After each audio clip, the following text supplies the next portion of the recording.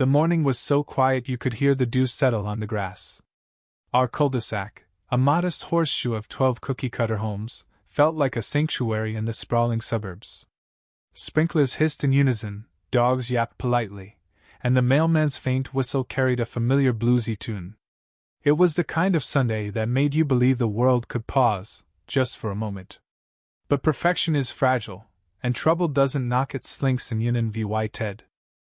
Lila, my 6-year-old daughter, sat on our front steps, her chestnut pigtails slightly uneven, her lavender overalls dusted with chalk from yesterday's driveway art.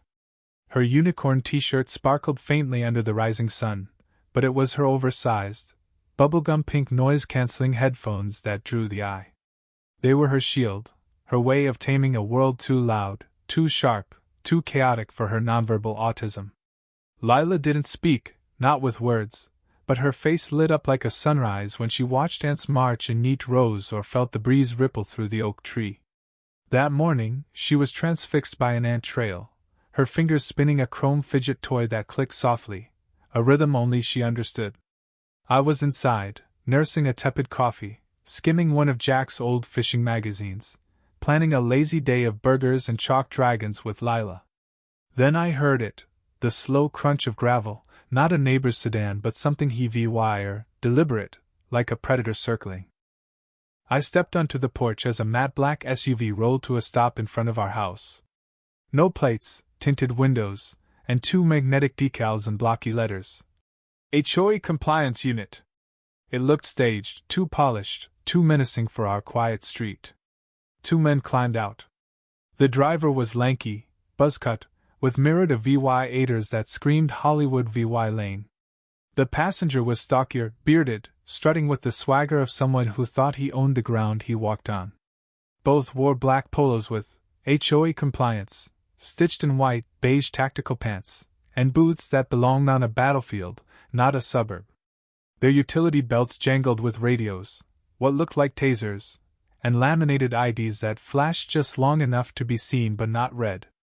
They didn't smile, didn't wave, didn't introduce themselves. The tall one pointed at Lila. "Ma'am," he barked, his tone dripping with unearned authority. "Is this your kid?" I blinked. "Yes." "She's violating Section 17A of the Auditory Ordinance," he said, jabbing a finger at her fidget spinner. "Repetitive mechanical sounds exceeding decibel limits for residential zones."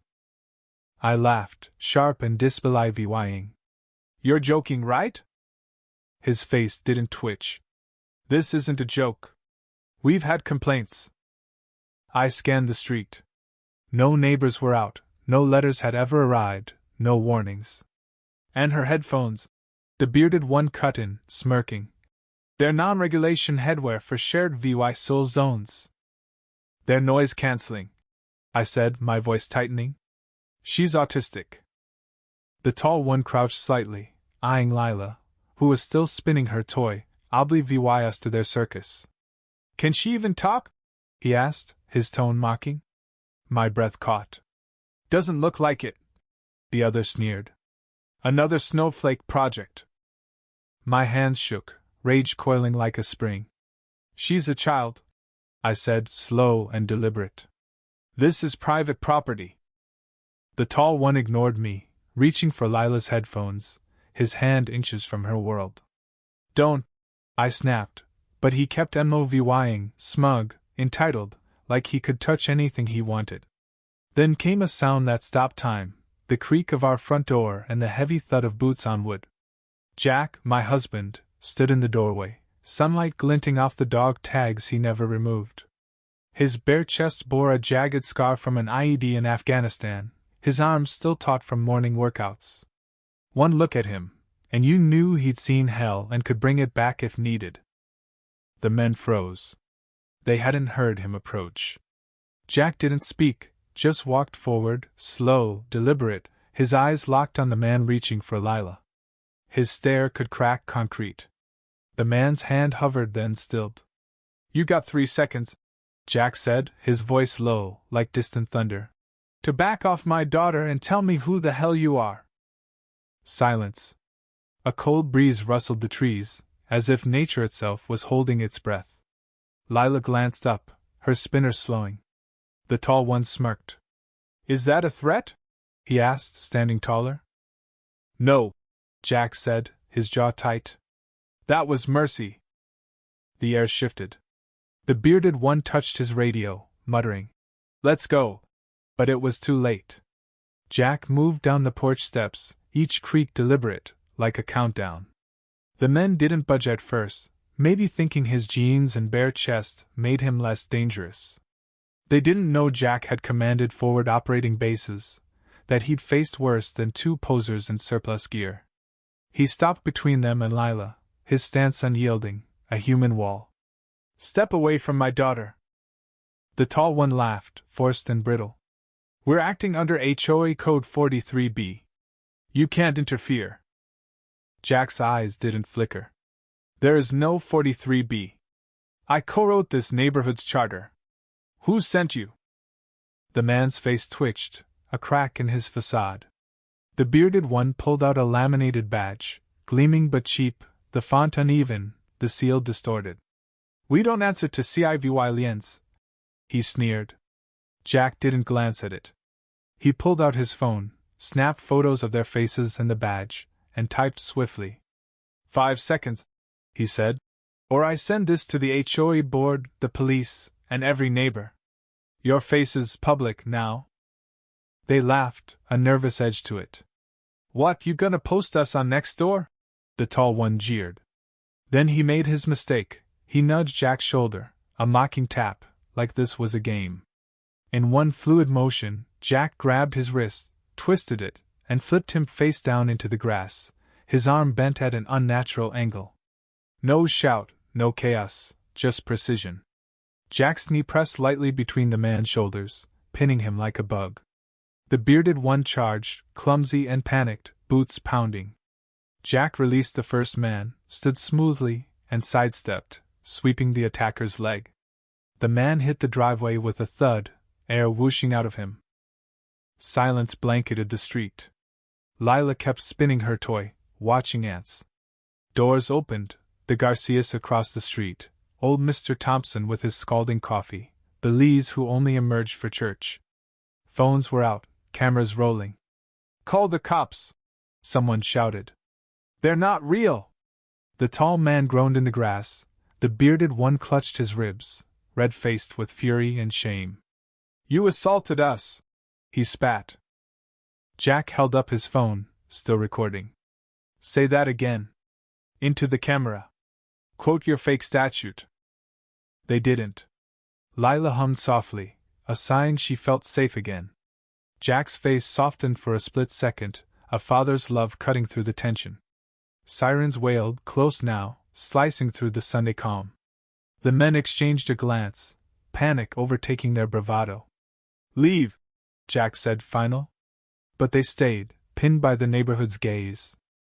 3 patrol cars screeched to a halt, blue lights bathing our yard. Officers moved fast, led by Sergeant Elena Torres, a woman I'd seen at a charity run, now all business, her hand near her holster. She eyed Jack, Lila, then the zip-tied men courtesy of Jack's old military cuffs, etched with his unit's insignia. "You did this?" she asked Jack, gesturing to the men.